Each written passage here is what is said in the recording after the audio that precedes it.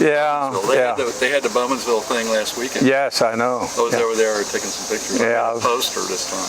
I was thinking about coming down, and I wasn't too keen on the weather.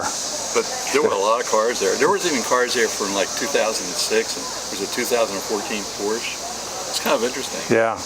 You know, just cars that coming close to being classics. You see here is a lot of new Corvettes, Camaros, new Camaros, new Mustangs, that type of thing. Yeah. So tell me a little bit about this car show here in the center of Lititz, historic Lititz. Okay. Basically, I'm not sure quite yet how many years it's been going on. I know we've been attending 12, 15 years, and it's every August, second Wednesday of the month, and I think they bring in around 200 cars, 250 cars, and they come from all over.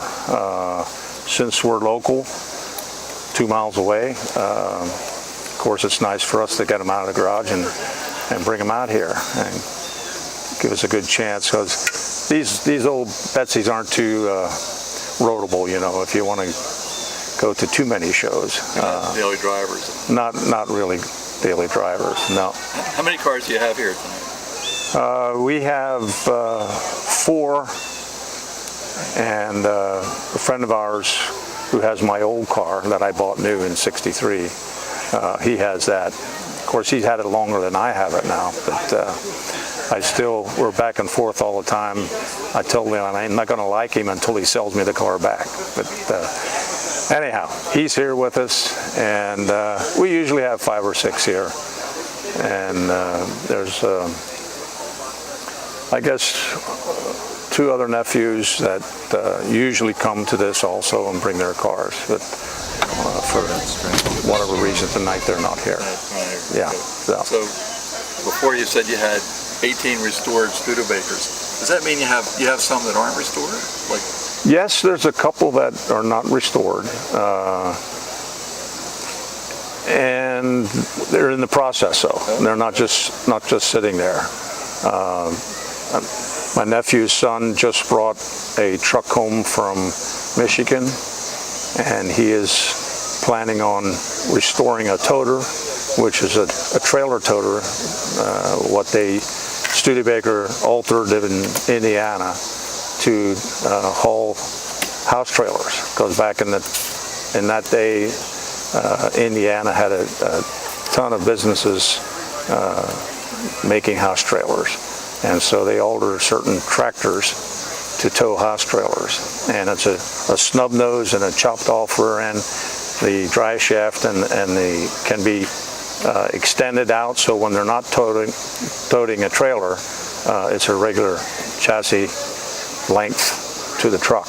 And of course, when they move the back wheels in, it's back underneath the back of the cab, and that was all because of the overall length regulations by DOT out there, Department of Transportation. So they had to cut a little fender well in the back. Cut a little, right? Yep, just to make way for the fender, and then they had 2 different drive shafts that they took along, so they'd have to change a drive shaft when they extended the rear wheels to drive the tractor home. So he's in the process of restoring one of those.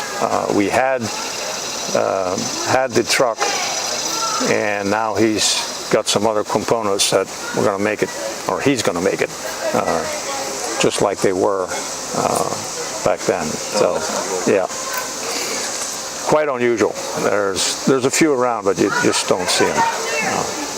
Lions Club sponsors it. Of course, they have a lot of different charities that they contribute to, and that's pretty much where it all goes to. Yeah.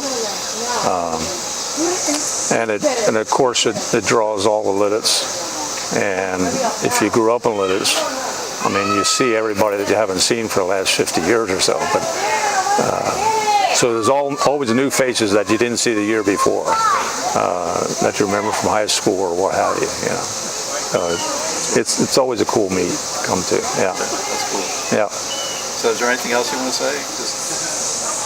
No, fortunately, seems to be blessed every year with a decent, a decent weather pattern for us. You know, of course, this past couple of weeks, as you well know, the rain that we had was subject to, you know, how nice it was going to be tonight. So that one morning, Monday morning, we had 5.5 inches of rain in 2 hours. Yeah. We had like 3 inches, and then the Friday before, he had 5 inches. My brother had 5 inches. Yeah. So fortunately, it's nice tonight. Yep.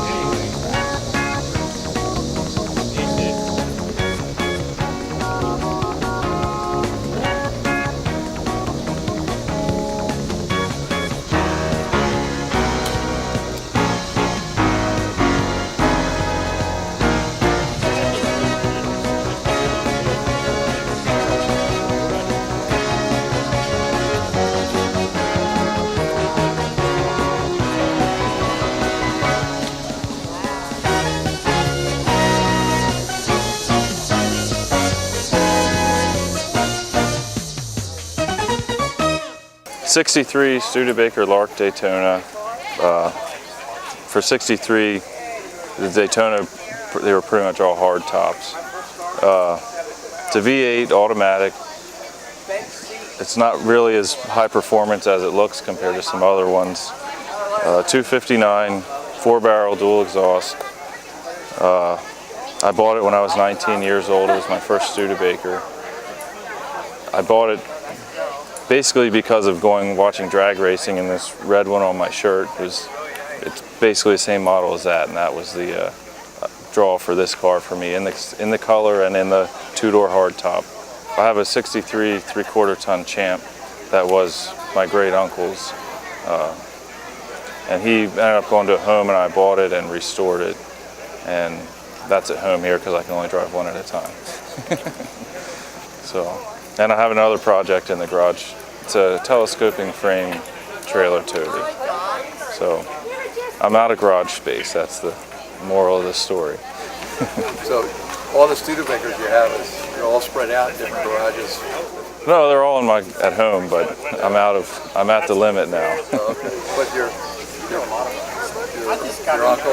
Oh, with the yeah, everyone has a garage at home with at least 1 or 2 Studebakers in it. Yeah, that's how we. Yeah, this is probably I've gone off and on to them now since I got the car. This is probably the 5th one I've been to. Usually weather pending if we're going to come out or not. But yeah, it's Lititz Lions puts it on. They shut down the street, and if the weather's good, there's always a good turnout here. So ready to leave here one night. The car was running, and a guy asked me, "So what engine's in that?" I said, "A 259 Studebakers." "Oh, a 6-cylinder." And I said, "No, it's a V8." But later on, I learned that Jeep had a 258 inline 6, so maybe that's what he was thinking, where he got the 6-cylinder from. But it's definitely not a 6-cylinder. Well, mechanically, these cars are pretty good running cars, aren't they? Yeah. Mechanically, I haven't put anything into this over the years. I mean, fuel lines, little stuff, but as far as into the engine internals, it only has about 57,000 miles on. So it's Since it was restored or original? Original. As far as I know, that's what's on the odometer. And it has the trunk rust, but that was repaired. Originally, this car was bought new. A guy bought it for his mother in Connecticut, and another younger guy bought it later in Maryland. Then a muscle car dealer bought it in South Bend, just below South Bend, Indiana. He had it shipped from Maryland, and he had it for a while, and then I bought it and we hauled it home back to here. So it's been around, but yeah. How often do you drive it? Not often enough. Maybe 100 miles a year. Really? It should be more, but Just a little bit around town. Yeah. You don't want to put a lot of miles on it. well, I just don't. Yeah, it's either low on gas or I just don't. Yeah, that's the biggest shame, is especially having multiple cars. I don't drive any of them very much, but yeah, it's. But you have a chance to bring them out and show them. That's kind of a good thing. Yeah, especially when we all get together. That makes it more of a family thing for us all to come out. So tell me about your Saturday morning get-togethers. Every Saturday since I can remember. I went across the street when I grew up, across the street from my grandparents. Now I moved, I have to drive, but we go at 8:30 for coffee and homemade sticky buns. Or when I was younger, I got Ovaltine, but that's just a family tradition where we sit and catch up for the week. And it's not always talking about Studebakers, but usually there's at least a mention of something that someone's working on. So.